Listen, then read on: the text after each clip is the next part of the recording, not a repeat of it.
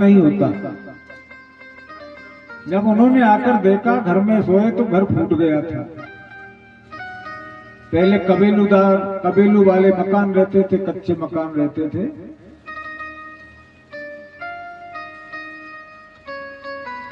लेकिन कुछ हिस्सा बचा हुआ था तो उन्होंने एक खटिया पड़ी थी टूटी हुई, उस पे अपना बिछाया, कुछ मिल गया, उस पे उन्होंने विश्राम किया। तो रात को सोते समय वो भैंसे का रूप धारण करके आया। कौन? धुंधकारी प्रेत। और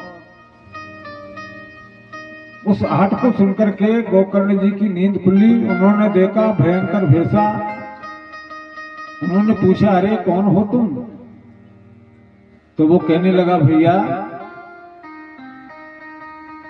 मैं तुम्हारा भाई हूं धुंधकारी, और मुझे वेश्याओं ने मार दिया था। मैं अत्यंत क्रोधी, कामी, शराबी, और जितने भी निम्न स्तर के कार्य होते हैं वो सब मैंने किए।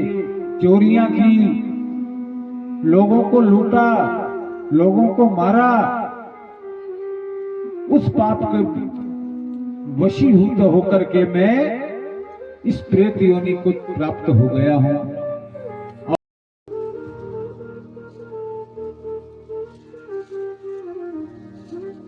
इसी तरह जब धुंधकारी का अंत हो गया, अब जो भगवान के भक्त गोकर्ण जी महाराज विद्या प्राप्त करके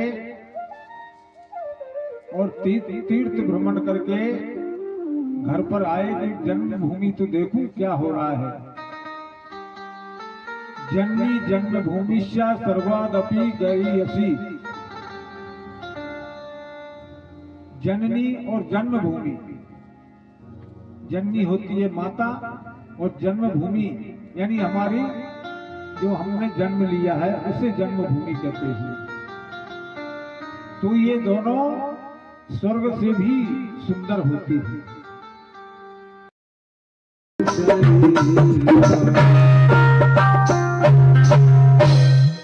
हाँ, तो हमारा ये शरीर 5 तत्वों का बना होता है।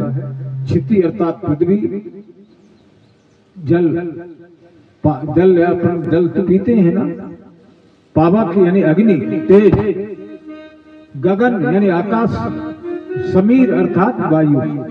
इन 5 तत्वों का ये शरीर बना रहता है। और उन प्रेतों का शरीर 3 तत्वों का होता है, अग्नि, वायु और आकाश। उसमें जल और पृथ्वी नहीं होती है, ठीक है ना।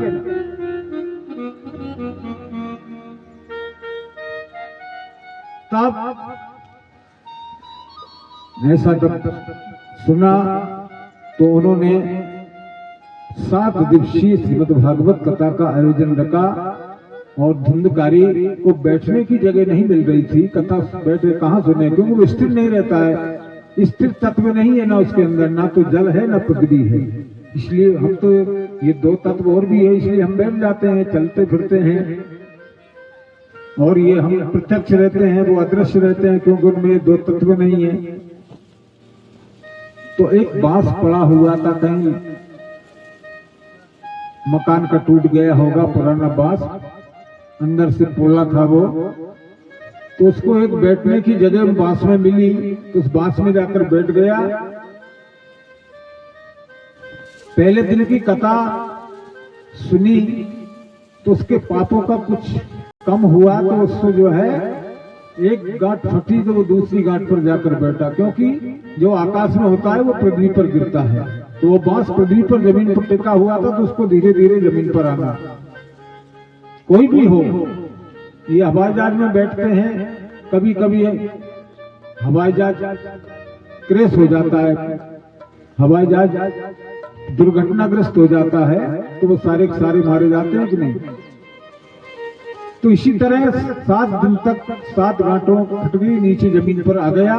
और वो दिव्य रूप, देवताओं का रूप धारण करके और सुंदर विमान आया। और भगवान के स्वरूप वाले यानी भगवान विष्णु के स्वरूप वाले 4 पार्षद आए और उस विमान में बैठा के इसको गोलोक धाम वैकुंठ को ले गए। बोले वृंदावन बिहारी लाल की जय हो।